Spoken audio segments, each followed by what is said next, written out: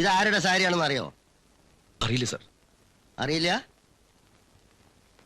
ഇതിനു മുമ്പ് ഇത് കണ്ടിട്ടേ ഇല്ല? ഇല്ല. ഇതോ? അറിയില്ല. അറിയില്ല.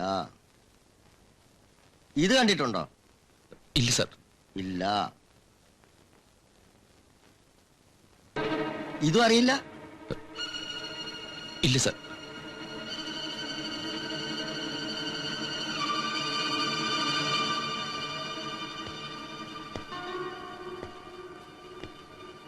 മേല് മുഴുവൻ സെന്റ് അടിച്ച പോലീസായെന്ന് രക്ഷപ്പെടാന്ന് ആരാണ് നിന്നോട് പറഞ്ഞെന്ന്? അത് അധികം വെറുതെ അടിച്ച. ഇന്നെന്താ നീ പീടി തുറക്കാഞ്ഞേ? ഞാൻ അത് സ്ഥലം വരെ പോവായിരുന്നു. ഏത് സ്ഥലം? സാധനങ്ങൾ എടുക്കാൻ ടൗണിലേക്ക്. കൊന്നതിന് ശേഷം വെള്ളത്തിൽ കെട്ടിത്താത്ത നിന്നെ ആരാടാ സഹായിച്ചത്? കൊന്നോ? ആര്?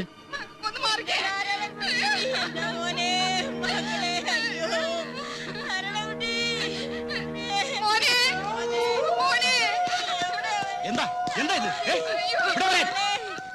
ആരോട് ചോദിച്ചിട്ട് അകത്തേക്ക്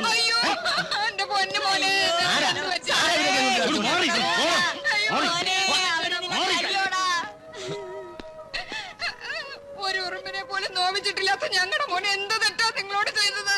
സാറേ, രാവിലെ കല്യാണം ഉറപ്പിക്കാനായിട്ട് ഇറങ്ങി തിരിച്ചതാ. ഇപ്പൊ ഈ കോലത്തിലാ ഞങ്ങള് കാണുന്നത്. എവിടെ പോവാന്നാ പറഞ്ഞേ? കല്യാണം ഉറപ്പിക്കാൻ. നീ എന്നോട് എവിടെ പോവാന്നായിരുന്നു നേരത്തെ പറഞ്ഞേ? നേര് പറയടാ. ഞാൻ ടീച്ചറെ വന്ന് നീയല്ലേ? അയ്യോ, ഞാൻ അറിയാത്ത കാര്യമാണ് സാർ. സത്യം പറയുന്നത് നല്ലത്, അല്ലെങ്കിൽ നിന്നെ കൊണ്ട് ഞാൻ പറയിക്കും. എന്റെ പൊന്ന് സാറേ, സ്വന്തോടെ പറഞ്ഞവള് പറയാണെന്ന് കരുതണം. രോഗം വന്ന് പണ്ടവന്റെ കാല് മുറിക്കുന്ന സമയത്ത് ഞങ്ങൾ ആ ഡോക്ടറോട് പറഞ്ഞു, കാല് മുറിക്കല്ലേ, പകരം 3 കഴുത്ത് തരാന്ന്. അതുപോലെ ഇപ്പോഴും പറയാണ് എന്റെ പൊന്ന് സാറേ. ഞങ്ങൾ ഒരു തള്ള വീട്ടില് ബോധം കെട്ടി കിടക്കുക. ഇതൊന്നും ഇവിടെ പറയണ്ട. ഒന്ന് പോണം തള്ളേ. വരാനൊക്കെ പറഞ്ഞു. ഇവിടെ ഒന്ന് ബഹളം വെക്കാതെ തള്ളേ. പുറത്തേക്ക് പോകാൻ.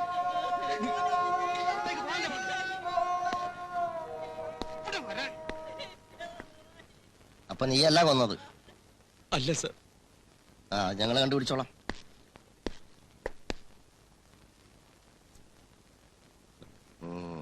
ഇപ്പൊ പോയിക്കോ.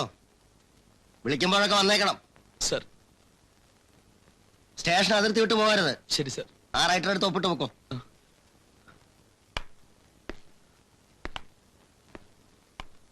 ഒഴിവായെന്ന് കരുതണ്ട. സാക്ഷാത് ദൈവത്തെ കാണുന്നത് പോലെയാ ഞങ്ങള് മുതലാളിയെ കാണുന്നത്.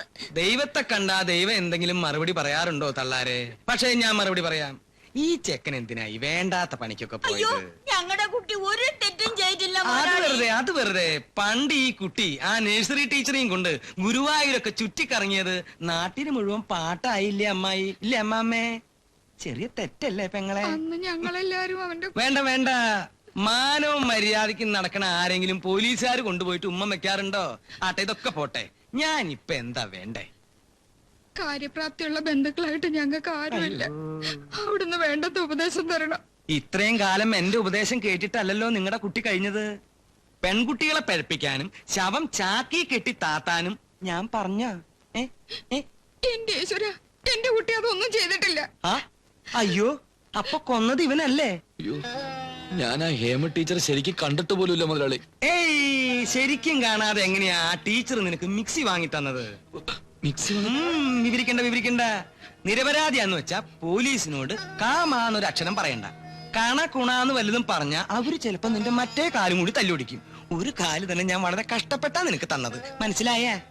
മുതലാളി, നിങ്ങളുടെ കുട്ടി വളരെ നല്ലവനല്ല എന്ന് എനിക്കറിയാം. ഇങ്ങോട്ട് വന്ന വഴി ഓർമ്മയുണ്ടല്ലോ.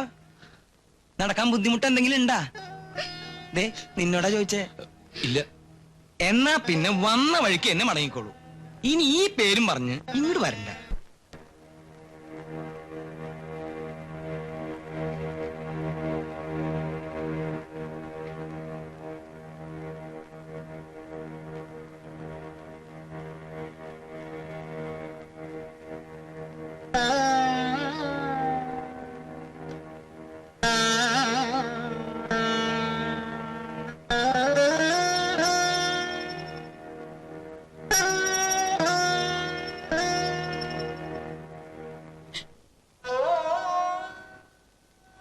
പാടില്ലെന്ന് പറഞ്ഞത് ശരിയാവൂ എന്റെ ഭഗവാനെ? അങ്ങനെ വല്ലതും ഉണ്ടായ നമുക്കെല്ലാവർക്കും കൂടെ കുറച്ച് വേഷം വാങ്ങി അങ്ങോട്ട് കഴിക്കാം.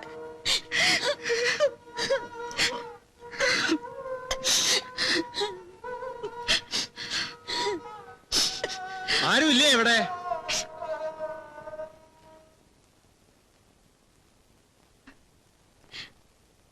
അല്ല, ഇത് ആരാ വന്നിരിക്കണേ? കയറിയിരിക്കും രാമൻകുട്ടിയാരെ. അവൻ എവിടെ? നാരായണൻകുട്ടി. ആ, ഇവിടെ ഒളിച്ചിരിക്കായിരുന്നോ? ഇവിടുന്ന് പുറപ്പെട്ടെങ്കിലും അങ്ങോട്ട് എത്താൻ കഴിഞ്ഞില്ല. അതൊന്നും ഇപ്പൊ വിസ്തരിക്കണ്ട, ഒക്കെ അറിഞ്ഞിട്ടാ വരുന്നത്. ഒരു കുറ്റവും ചെയ്യാത്ത ഞങ്ങളുടെ കുട്ടിയെ പോലീസ് നയന്റെ തന്റെ പീടിയുടെ മുമ്പിൽ വന്നത്. ആർക്കാ അതൊക്കെ അറിയാ രാമൻകുട്ടി നായരെ? കേസ് ഞാനുമായിട്ട് ഒരു ബന്ധവുമില്ല, അതാ സത്യം. സത്യാവസ്ഥയൊക്കെ നാട്ടുകാർ പറഞ്ഞറിഞ്ഞു. എന്ത് സത്യാവസ്ഥ? എന്ത് സത്യാവസ്ഥയാ നാട്ടുകാർ പറഞ്ഞത്? ഞാനത് എന്റെ നാവുകൊണ്ട് പറയണോ? കേൾക്കാൻ അത്ര സുഖം ഉണ്ടാവും അത്? ശ്രീദേവി എന്തെങ്കിലും പറഞ്ഞോ? ശ്രീദേവിയുടെ കാര്യങ്ങളൊന്നും നീ ഇനി അന്വേഷിക്കണ്ട. ആ മോഹങ്ങളൊക്കെ അവസാനിപ്പിച്ചെന്ന് പറയാനാ ഞാനിവിടെ വന്നത്. എന്താ രാമൻകുട്ടി നായരെ ഇങ്ങനെയൊക്കെ പറയുന്നത്? അവര് തമ്മിൽ ഇഷ്ടമാണെന്നല്ലേ പറയണത്? ഇഷ്ടോ? കൊലക്കുറ്റത്തിനുള്ള ശിക്ഷ എന്താണെന്ന് അറിയാമോ നിങ്ങൾക്ക്?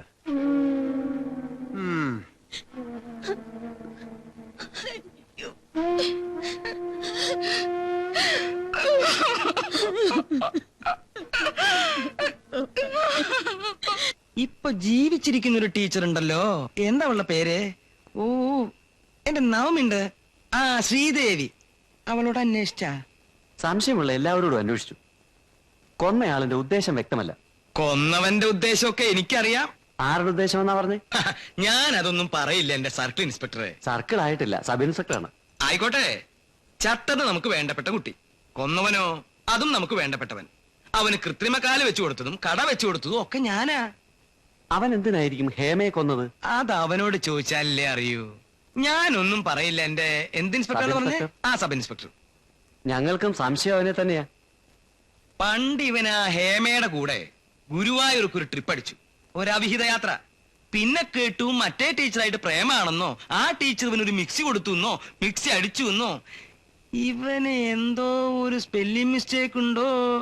അതൊക്കെ പോട്ടെ, നിങ്ങളൊരു കാര്യം ചെയ്യും, അവനെയും ആ ചാവാത്ത ടീച്ചറെയും കൂടി ഒരു പിടിപിടിച്ച സംഗതിയൊക്കെ വിളിച്ചത് വരും.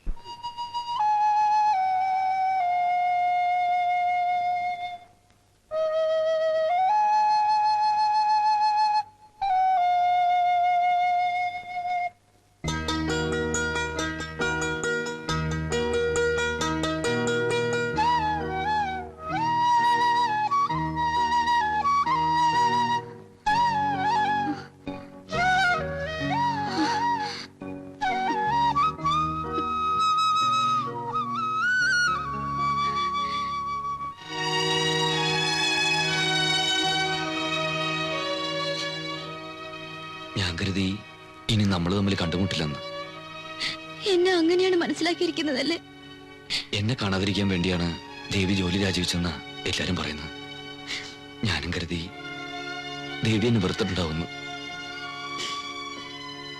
കരയല്ലേ? ജോലി വേണ്ടെന്ന് വെച്ചു, അത് എനിക്ക് ഇഷ്ടമല്ല. എന്നിട്ട് ഇന്നലെ ഞാൻ വന്നു, അപ്പോഴും കട തുറന്നിട്ടില്ല. ഇന്നിപ്പോ കുമാരേട്ടൻ പറയാ ഇവിടെ എവിടെയെങ്കിലും ഉണ്ടാവുമെന്ന്. എന്താ കട തുറക്കാത്തത്? ഞാൻ പറഞ്ഞില്ലേ, മനസ്സിൽ പലതും ആലോചിച്ച് പരിപ്പിച്ചു. ഒന്നിനും ഒരു താല്പര്യമില്ലാണ്ടായി. അതുകൊണ്ടാ കടയും കച്ചവടമൊക്കെ. ഇപ്പൊ സന്തോഷായില്ലേ? ഒരു കാര്യം കൂടി അറിയണോ എനിക്ക്? ഈ കൊലപാതകത്തിൽ എനിക്കും പങ്കുണ്ടെന്ന് ദേവി വിശ്വസിക്കുന്നുണ്ടോ? ഇല്ല, ഒരിക്കലും വിശ്വസിച്ചിട്ടില്ല. സമാധാനായി.